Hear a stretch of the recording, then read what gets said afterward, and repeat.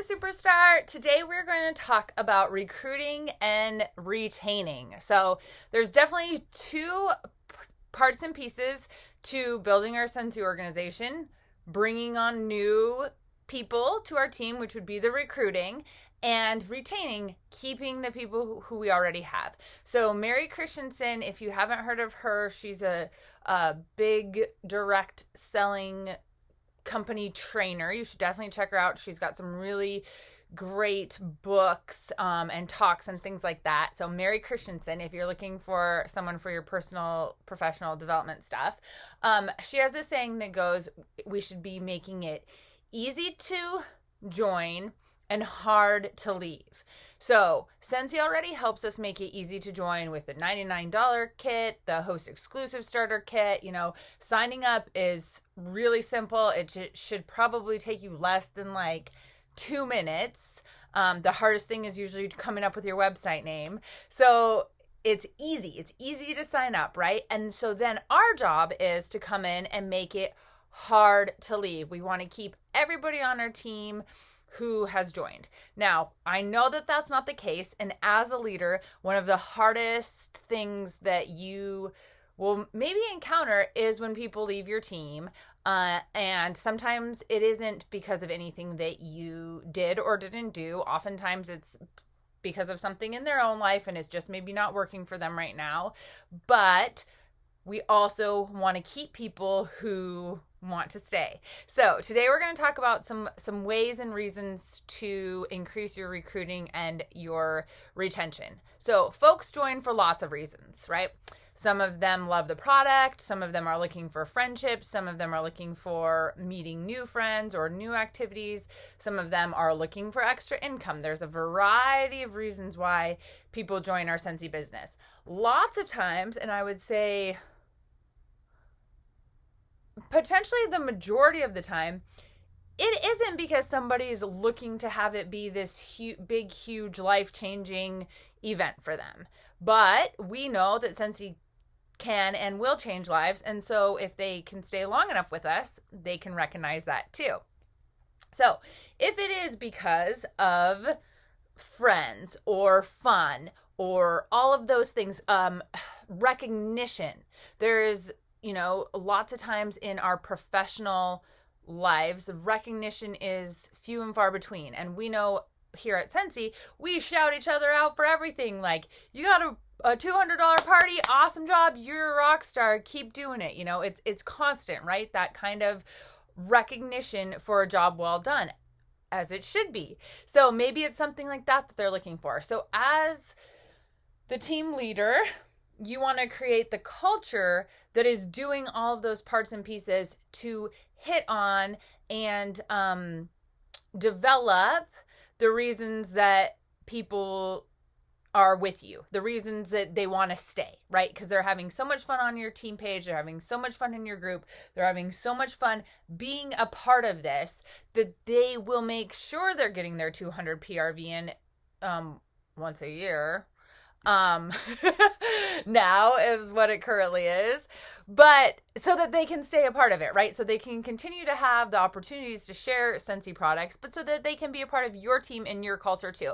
And let me tell you what, your team and your culture starts right now with you. Whether you have one person on your team, 5 people on your team, 10 people on your team, 20 people on your team, it doesn't matter. Whether it's just you and you're looking for your first teammate. Your team culture starts now, and it's not my team culture and it's not your sponsor's team culture. It is yours, and you can cultivate that beginning now. So how do you do that?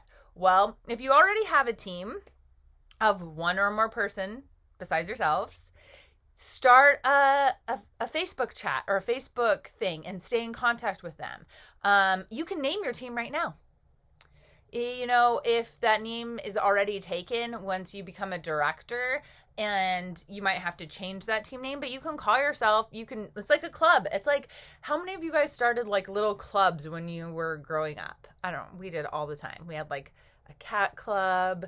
We had, we had a Save the Earth club where we collected garbage from I lived on a farm in eastern Montana. I really don't know how much garbage we were actually collecting from the ditches. Anyway, we did that. We had a club. We had logos. We did that whole bit, right? Like, you can do that now with you and your teammates. If you can start your own team page if you want, or a team group. Sorry, you'd want it to be a group so that everybody can participate. You can. I know there's lots of groups for lots of different things, and sometimes people are like, I don't want one more group. That's where group chats are super handy, or group messenger chats, so that you can just chat back and forth on those. The Marco Polo app is one of my very favorite apps. There's a free version and a paid version. I just have the free version. And you essentially, if you don't know what Marco Polo is, it's a video chatting app. And so you can chat, you can talk to somebody, and then they listen to it, watch you and listen to it, and then they talk back to you. So I like it better than FaceTime, because sometimes it's hard to connect when, if I try to FaceTime Nicole, for instance, maybe Nicole is busy with the boys at that exact moment that I'm calling her. But if I Marco her and share with her, what I'm thinking, what we want to work on, how she doing, what she up to this week, I can Marco her all of that, and then when she has time, she can listen to it and Marco me back. So it's an awesome tool. So get Marco. It's free. And you know what? The other thing is like, okay, I'm going to talk about this in a second too. I was just going to say, if you don't want your face on it, like, it doesn't have to be. Like, you can just set it down and talk. You can do the voice chat thing in Messenger too, and send it so that your team is connecting with your voice. Like, so often we type things, and those typed things lack voice fluctuations and can sometimes be misinterpreted. We can kind of save that with emojis a little bit and like punctuation, but not always. So if you want to be sure that your message is getting across in the manner that you mean it, maybe you try a little voice chat or a Marco, even if your face isn't on it. But my second thing that I want to say about that is get your face out there.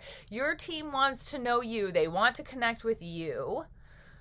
And they don't care if your hair is messy or your, background isn't perfect or the lighting isn't great, whatever. It doesn't matter.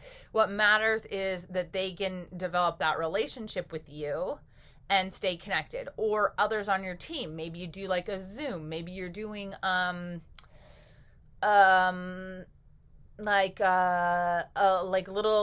like we do the sock exchange or the koozie exchange or something like that to kind of connect teammates to teammates, or you're posting something on your team group that's saying, like, asking a question so that others can connect with each other too, because it isn't always just our relationship with the teammates, because that would be really draining on us, and we're not always going to connect with each of our teammates in the same way.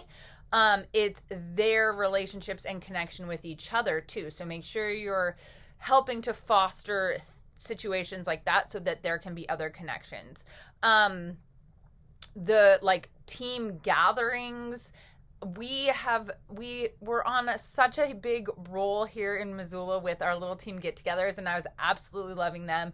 And then COVID, and I know COVID's making gatherings difficult and scary and questionable, everywhere. But if you're able to gather safely, if you can do it like outside or distant-ish or whatever, little gatherings are great. A great way to connect. We went bowling. We did a breakout room. We've gone to dinner and the movie. We've made signs. We've made lots of signs, actually. We did the Pen and Company, and we made our own kind of things. Like, there's lots of things. Sometimes we just got together and ate. Like, many reasons. Get your team together, the local ones if you can, and then if you can have something like Zoom chats or whatever for other ones too.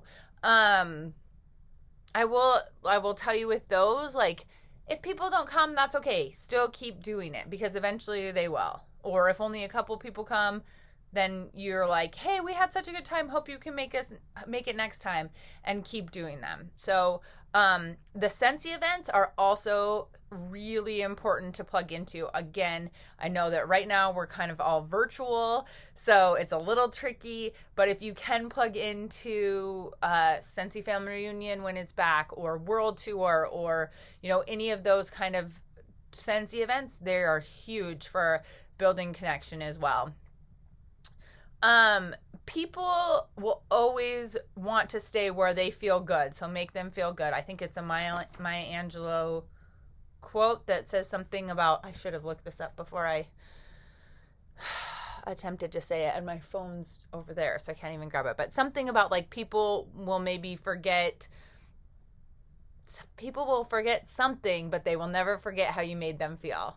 Someone help me out with this. I'm going to Google it when I'm done with this video and find it and post it. But people want to stay where they feel good. So make your team feel good. Make sure that they know how much you care and how welcome they are. And I think that sometimes I'm totally guilty of this. Like, I think it in my head, like, whoa, she's having rockin' PRV this month, but might not send that text or make that post.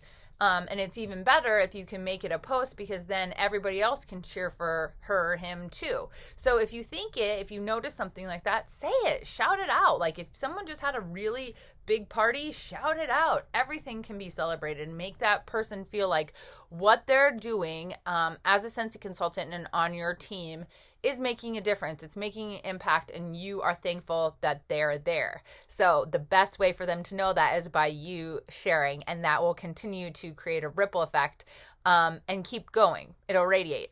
So our homework for today is you have 1 week to complete this homework. So within the course of this next week, you need to do 3 things to intentionally cultivate your team culture and your team roots, to nourish those team roots. So 3 activities. I just shared a bunch of ideas. If you need more ideas, let us know. I'm sure we can help you think of them. But then you're going to come back to this video and comment with the 3 things that you did over the course of this last week to create team culture and to help it flourish. If you are, I know this group was supposed to be for lead and above, but I've told a few of you who aren't quite lead yet, but if you're willing to do the work, you can stay in Soaring to Superstar with us, because I believe that it will help you. I believe all of these activities will help you. So if you are a one-man group, you have a sponsor. So what can you do to reach out to your sponsor and kind of help nourish that? Or think like, okay, I don't have a team now, but when I do, this is what I will do, and kind of do a little bit of that pre-planning, because we're all working on growing our teams during this too. So hopefully before the end of this 60 days is up, you're going to have teammates too. So what are you going to do? How are you going to create that culture? So you can go ahead and share that if you don't quite have a team yet. If you do have a team, what did you do this week? 3 things, nourish the culture. Okay, talk to you guys soon.